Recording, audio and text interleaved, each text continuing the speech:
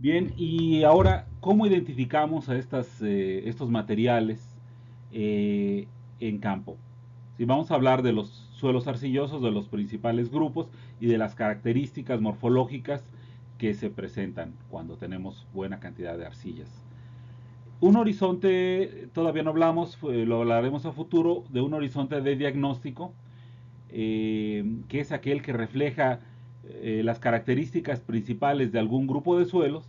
En el caso de los suelos arcillosos, predominan los horizontes BT u horizontes argílicos. Estos se encuentran por debajo de la superficie, es un horizonte subsuperficial. Uh-huh. Y cuando hacemos las pruebas, como las hemos hecho en laboratorio, pruebas de plasticidad, de adhesividad, etcétera, lo que observamos es que estas capas de materiales son altamente plásticas, muy adhesivas. Uh-huh. Entonces, nos permiten identificar que tenemos una concentración muy elevada de arcillas. Este es el caso de un suelo donde había migración, acumulación de calcio, pero lo que destaca principalmente es este horizonte superficial, es un suelo agrícola, un horizonte de perturbación que lo denominamos A y P por la perturbación, y más abajo tenemos este horizonte de arcillas, ¿sí? Vete argílico. Estamos hablando de más de un 30-35% de arcillas que se acumulan en este horizonte. Y en superficie, ¿cómo se manifiesta la concentración de arcillas? Lo que observamos aquí en la figura es un caso muy claro de suelos con alto contenido de arcillas expandibles. Estamos hablando arcillas del tipo de las esmectitas, que tienen una composición laminar de 2 a 1. Uh-huh. ¿Qué sucede? Que cuando hay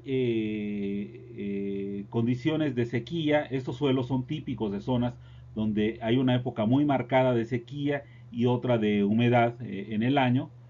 Cuando se da la época de sequía, estos suelos sufren agrietamiento porque esa humedad se pierde, se evapora y entonces esos espacios interlaminares se contraen, ¿sí? Entonces lo que observamos son grietas de este tipo que pueden tener hasta una profundidad de 50 a 60 centímetros si nosotros las sondeamos, pero es por la contracción de las arcillas. ¿Qué pasa cuando llueve? Bueno, esto se vuelve algo muy esponjoso, se incrementa se expanden las arcillas y entonces lo que vemos es terrones de suelo por el movimiento que se da de expansión de las arcillas.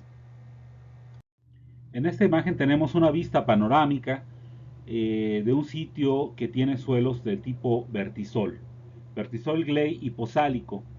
Es una característica que nos dice vertisoles primero, son suelos con una cantidad de arcillas superior al 40% en los primeros 100 centímetros de profundidad, ¿sí? Gleico es una condición que apela a la situación de humedad semipermanente. Son suelos que buena parte del año podrían estar inundados o semisaturados de agua. El hiposálico es que hay una concentración de sales muy importante, pero está en la parte inferior del perfil. Uh-huh. Entonces, vamos a observar que ese tipo de vegetación eh, de selva baja caducifolia probablemente, ¿sí? Se localiza en el estado de Campeche. Y vámonos a la descripción del perfil. Sí, aquí en negro lo que nos indica en la parte superior es el porcentaje de arcilla y más abajo la condición de humedad. Vean que aquí las características descriptivas que hemos trabajado en las últimas sesiones, sí es importante denotar el color, la clave del color, porque nos habla de esta condición de humedad. ¿Sí? Entonces, tenemos que en el horizonte, el horizonte superficial de 0 a 14 centímetros, tenemos un porcentaje de arcillas superior al 50%. Esto ya es muy alto y seguramente nos va a dar condiciones de mucha plasticidad, mucha adhesividad. Uh-huh. Pero vean que más abajo, ya entre 14 y 46 centímetros, tenemos un incremento de la condición de arcillas, del porcentaje de arcillas, pero ya las coloraciones nos daban condiciones de gley, es decir, de suelos saturados. Ustedes recordarán que cuando utilizamos las tablas Munsell había una sección de suelos en tonalidades verdes, azules, que nos remitían a estas condiciones de gley. Bueno, pues esto es lo que se observaría en campo. Uh-huh. Pues prácticamente por debajo de los 14 centímetros todo es una condición de gley y una concentración, como decíamos, superior al 50% de arcillas en al menos los primeros 100 centímetros. En este caso son hasta 130 centímetros de profundidad. Para el estudio de la ciencia del suelo es muy importante identificar las características de los minerales, tanto primarios como secundarios, que componen un suelo. ¿Por qué? Por las condiciones, las capacidades reactivas que podrían tener estos minerales de cara al manejo, al uso que se le está dando a los suelos. Bueno, en el caso de las arcillas existen multiplicidad de métodos para poderlas estudiar. Desde los métodos de campo que ya hemos utilizado para identificar la clase textural, en los que hacemos pruebas al tacto, para determinar la consistencia, la plasticidad, la adhesividad y el grupo de textura al que corresponden. Esto sería como una primera etapa de su estudio. Sin embargo, podemos tener otros métodos más precisos, que nos vamos desde la determinación de la textura por métodos de laboratorio, hasta pruebas, estudios microscópicos que nos permiten ver la microestructura de estas arcillas. Aquí tenemos un caso en el que se utiliza la microscopía electrónica de barrido. Son detalles tan pequeños en los cuales podemos entender cuál es la estructura molecular de las arcillas. Aquí vemos algunas imágenes donde tenemos que hacer un poquito de emplear nuestra imaginación, pero pues, se pueden identificar estas capas laminares de las que mencionábamos. No me extiendo mucho en este estudio, pero es un tema muy interesante.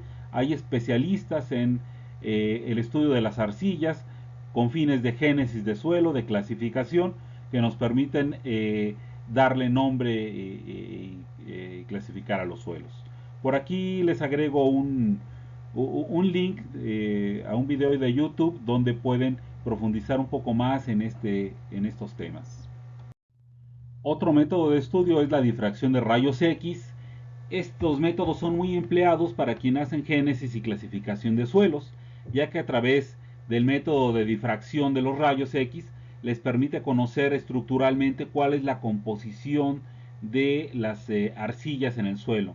Para esto, bueno, se tiene que trabajar con diferentes técnicas que nos llevan a la separación gradual hasta llegar únicamente a encontrar la fracción de las arcillas, las cuales se someten a estos métodos de difracción y se permite entender cuál es la densidad electrónica y el modelo atómico de cada una de las artículas. Como se tienen mapas, digamos, de los diferentes tipos de arcillas, cuando se corren estas pruebas se pueden comparar con los mapas ya existentes e identificar mineralógicamente cuál es el tipo de arcilla que está dominando en algún suelo.